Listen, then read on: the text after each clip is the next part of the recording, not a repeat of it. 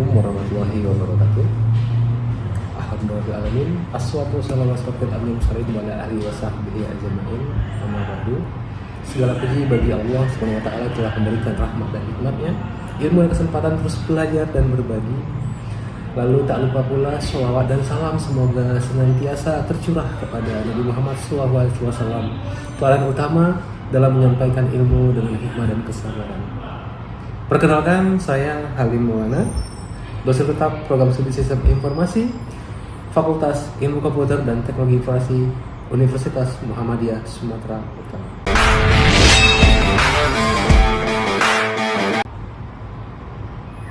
Kali ini saya ingin menyampaikan refleksi pribadi terkait pengalaman dan komitmen saya dalam bidang pengajaran sebagai bagian dari pernyataan penugasan diri, penguasaan diri.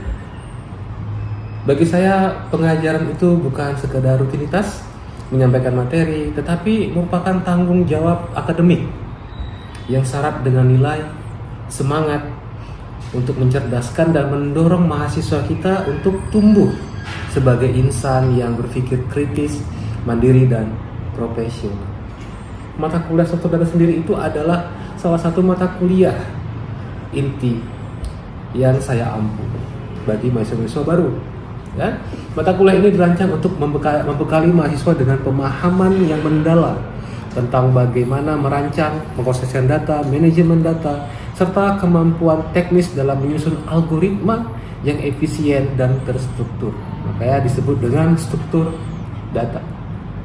Contohnya seperti stack, dan ada queue, di mana kita juga bakal mempelajari tentang LIFO, FIFO, last in first out, lalu ada queue antrian, lalu ada binary tree. Kita belajar tentang binary tree, belajar tentang graph, dan tidak hanya dipelajari dari sisi teori saja, tetapi juga dari sisi pengaplikasian dan pada saat praktikum dengan menggunakan bahasa pemrograman, yaitu kita di sini itu saya selalu mengajari dengan bahasa pemrograman yaitu Python. Capaian pembelajaran lulusan yang diberikan dalam mata kuliah ini itu mencakup beberapa aspek penting, yaitu CPL 2 dan 3 itu yaitu kompetensi keilmuan dan keterampilan di bidang teknik komputer dan teknologi informasi atau sistem informasi. CPL 5 dan 6 itu yang menekankan pada kemampuan analisis, berpikir kritis, dan kemampuan menyusun teori ataupun solusi berbasis metode ilmiah. CPL 7 dan 8 yang mencakup kemampuan komunikasi akademik, kerja tim, dan kepemimpinan. Untuk mendukung pencapaian tersebut, saya merumuskan CPMK yang konkret, seperti kemampuan mahasiswa serta menganalisa permasalahan dan menyelesaikannya dengan struktur data yang sesuai, baik dari segi memori dan kompleksitas waktu. Lalu, pemahaman terhadap konsep linear dan nonlinear, user defined dan abstract data type (ADT) itu sangat diperlukan oleh mahasiswa. Hingga kemampuan teknis dalam menulis program menggunakan platform bahasa pemrograman baik VS Code ataupun Python itu sangat diperlukan, sehingga mereka dapat mengaplikasikan apa yang mereka ketahui di kemudian hari nanti. Dalam pelaksanaan pelaksanaan perkuliahan, saya menggunakan pendekatan yaitu problem based learning dan project based learning, ya PBL dan PJBL. Mahasiswa saya itu saya arahkan untuk menyelesaikan sebuah kasus real seperti simulasi sistem antrian, pencarian rute terpendek menggunakan graph, atau penerapan binary tree dalam proses pengurutan data. Dengan pendekatan ini, itu mahasiswa belajar untuk bagaimana tidak hanya memahami konsep, tetapi juga menerapkannya kepada konteks nyata di kehidupan sehari-hari. Lalu saya juga ikut mendorong mahasiswa dalam melakukan kolaborasi dalam tim. Itu proyek kelompok menjadi bagian penting dalam mata kuliah ini juga sebagai evaluasi pembelajaran, di mana dalam pembelajaran ini itu kita sudah menerapkan, yaitu di UNSUS sudah menerapkan namanya sistem OBE, yaitu sistem kurikulum berbasis OBE, outcome based education. Nah, di mana itu berfokus kepada outcome, kemampuan mahasiswa, hasilnya apa, gitu. Jadi diharapkan dengan mereka ini mampu memberikan hasil yang nyata dalam bentuk proyek-proyek aplikasi, dalam bentuk proyek di mata kuliah struktur data tadi ini. Gitu.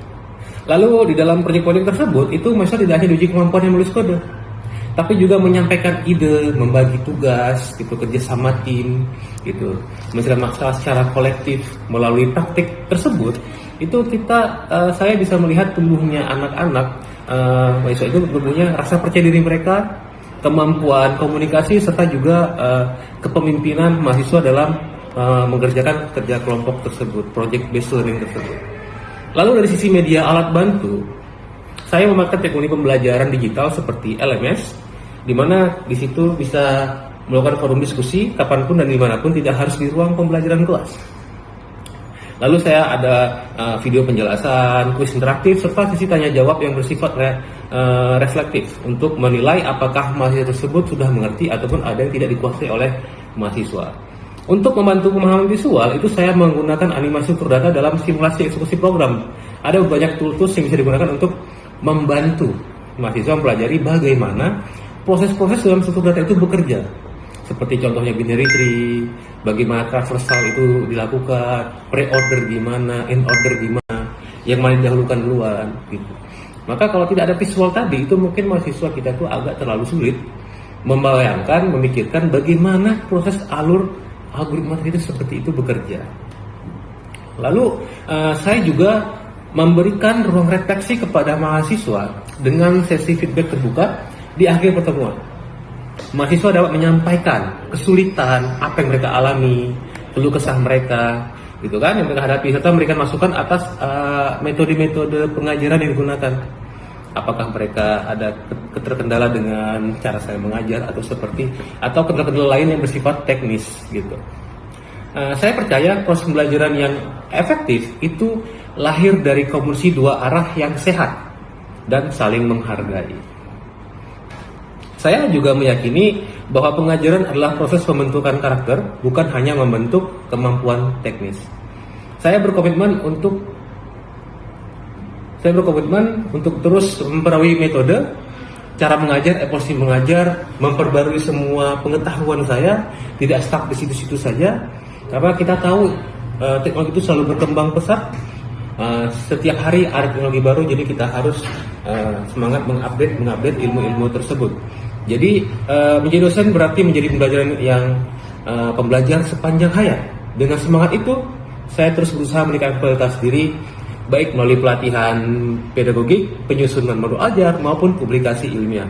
Di mana saya juga aktif dalam melakukan penelitian untuk publikasi terkait di bidang-bidang computer science, khususnya machine learning dan struktur data juga termasuk di dalamnya.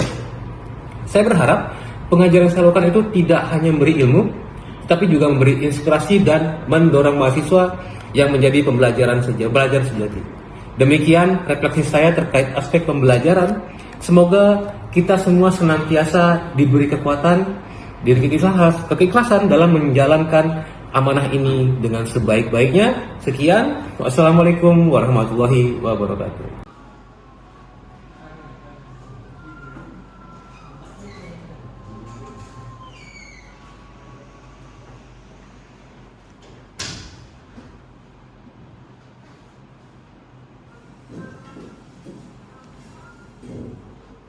Assalamualaikum warahmatullahi wabarakatuh. Waalaikumsalam warahmatullahi wabarakatuh. Kali kita mata kuliah di struktur data di pertemuan terakhir, karena kita akan mengenal semester minggu depan. Di kali ini kita akan belajar tentang topik tentang graph. Ada yang tahu graph itu sebelumnya apa?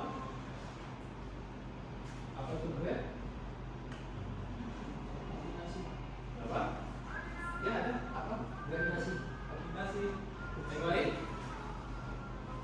Graph itu belum tahu ya. Kita akan coba tadi lagi graph itu apa.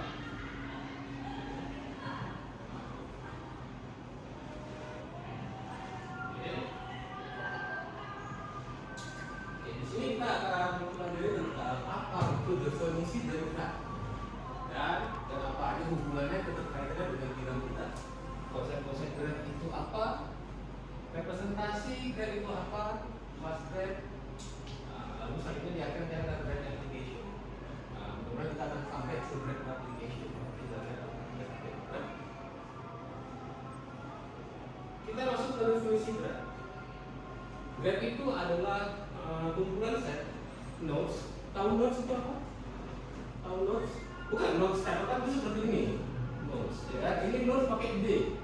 Dia ada pengolahnya nodes, ya. Ada pengolahnya. Nodes di antara edges itu apa? Edges itu tepi atau sisi, ya kan? Di antara nodes, ya kan? Secara umum, formally Graph G is a structure V, A itu adalah V itu vertex, A itu adalah edges. Yang isinya adalah kumpulan set V yang disebut dengan nodes tadi, dan set A, edges, yang adalah subset dari vertex tadi. Gitu, jadi ada V, F, V, dan ada sepasang dari bentuknya X, Y. Dia bentuknya seperti ini. Kalau apa itu tadi? Pada V tadi itu A, B, C, ya. Ini adalah graph. Dimana ini adalah vertex. Vertex itu kumpulan dari edges kan, nodes kan. Ini nodes A, nodes B, nodes C. Hubungan antara nodes itu disebut dengan edges. Itulah namanya ini. Contohnya, the example of graphs. V 0, 1, 2, 3, 4. Kan? E-nya 0,1. Lihat gambar ini. Lihat. Ada nodesnya berapa? Ada 5. Anggap aja ada 0, 1, 2, 3, 4. Kan? Ada V-nya itu vertexnya 0, 2, 3, 4. Jadi kumpul semua nodesnya itu seperti ada ini. E-nya 0,1. Kenapa? Karena 0 ini mengarah ke 1 dan mengarah ke mana? Kemana yuk? Ke 3. 0,1 itu 1,2, ini 0,3, ada 3,0, 3,0. Arti panah itu adalah arah dari graph ya. When x, y is an edge, berarti x, y itu adalah edge. Kita bisa bilang kalau x itu adalah adjacent kepada y, dan y is adjacent from x, ya kan? 0 itu adalah adjacent ke 1, tapi 1 bukan adjacent to 0 karena dia nggak punya arah ke 0. Ibaratnya kita kalau main di jalan itu ada jalan satu arah, nggak bisa balik. Kita nggak bisa terus aja, nggak bisa putar balik. Nah, 2 adjacent itu ke 1.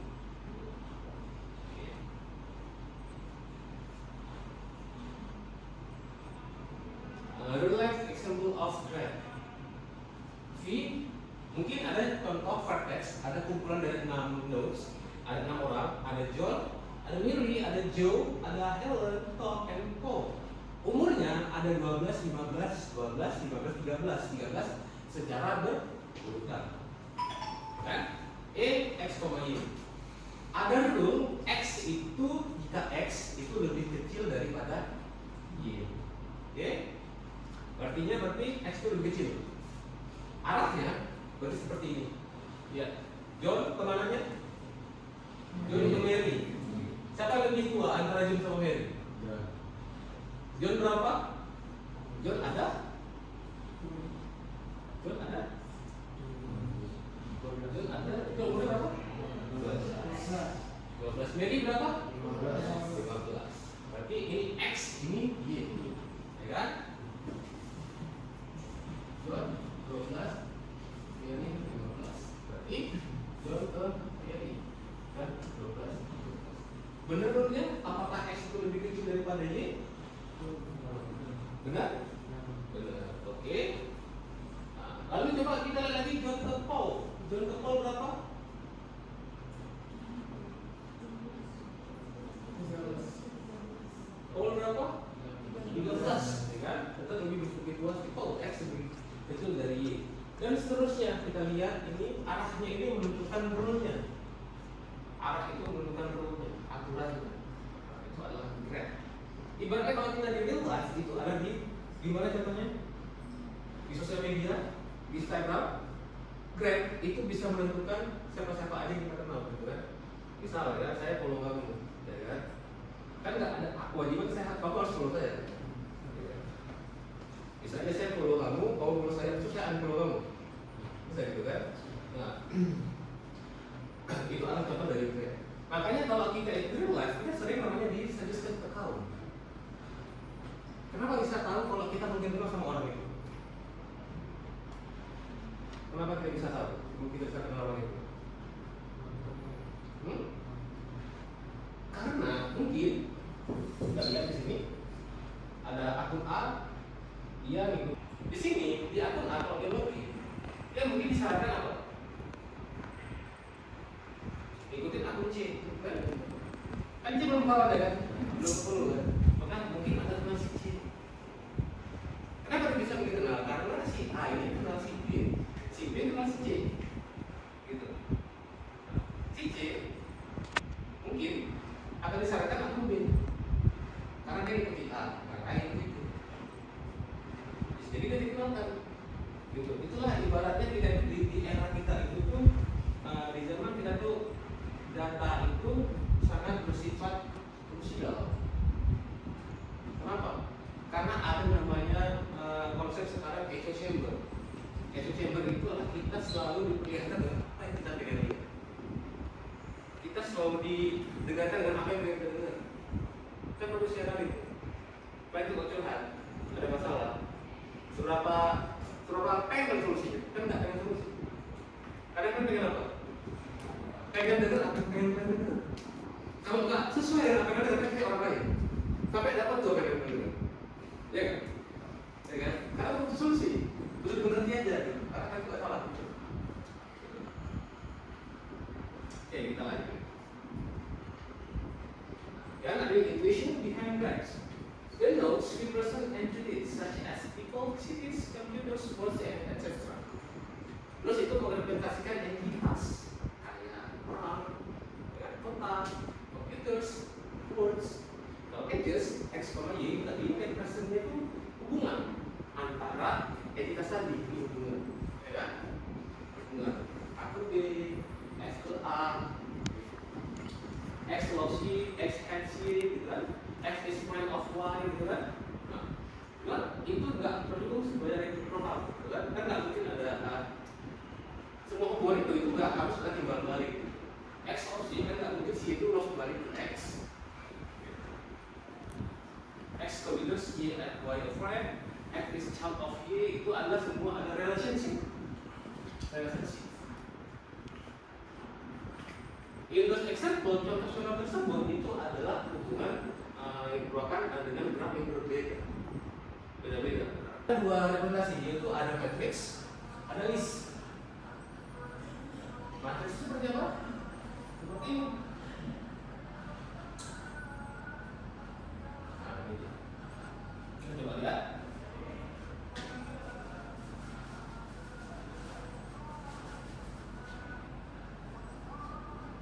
Di sini ada 0, 1, 2, 3, 4. Di sini juga ada 0, 1, 2, 3, 4. Nah, ini matrix kan?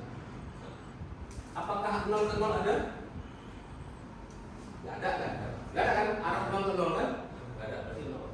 Apakah 0 ke 1 ada? Ada. Apakah 0 ke 2 ada? Ada. Ada nggak? 0 ke 2? Nggak ada. Ada 0. 0 ke 3? Ada. 0 ke 4? Nggak ada. Berarti 0. 1 ke 0? Nggak ada. 1 ke 1? Nggak ada. 1 ke 2? Ada. 1 ke 3? Nggak ada. 1 ke 4? Nggak ada. 2 ke 0? Nggak ada. Nggak ada juga. Yang ketiga? Ada ya? 3 ke 0 ada ya? Ada. Sisanya? Nggak ada. Yang ada di 4, ya kan? Di notes keempat, dia cuma ada ke 3, ya kan?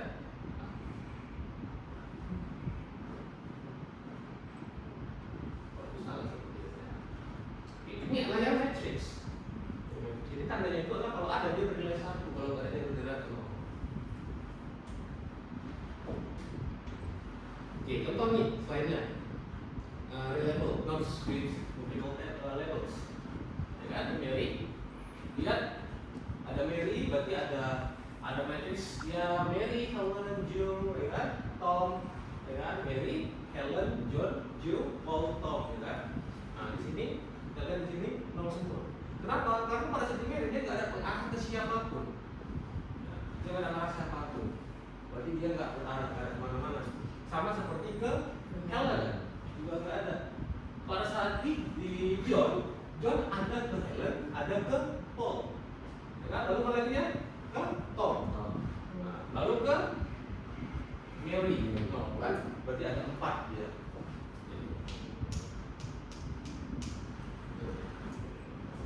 Oke.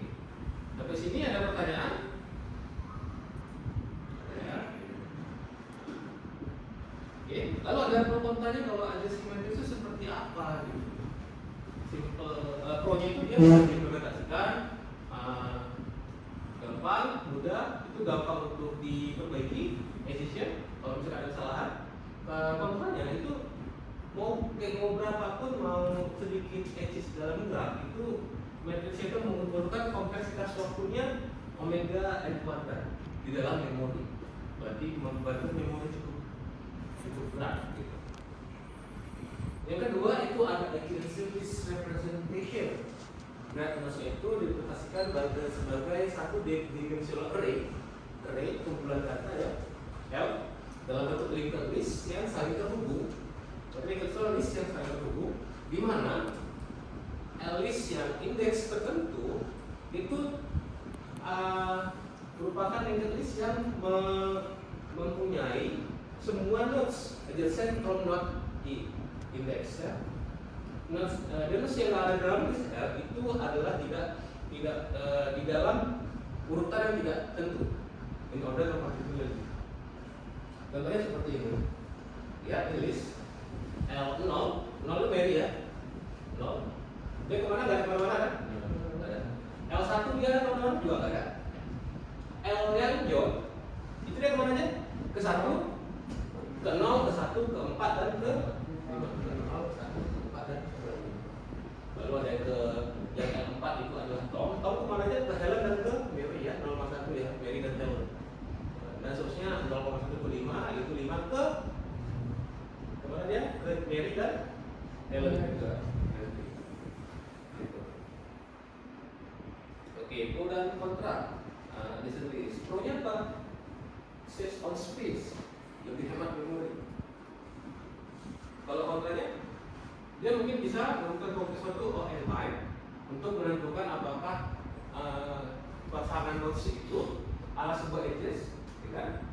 Mungkin salah satu itu mungkin mencari limit di dalam indeks tertentu yang membutuhkan waktu proporsional tergantung dari panjang dari list dari I. Gitu.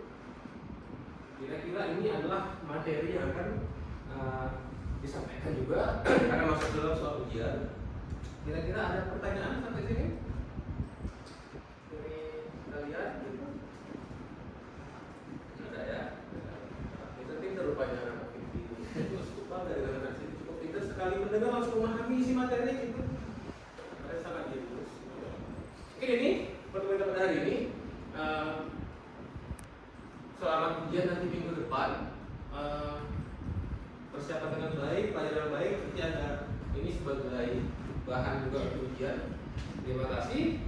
Saya tutup. Assalamualaikum warahmatullahi wabarakatuh. Waalaikumsalam warahmatullahi wabarakatuh.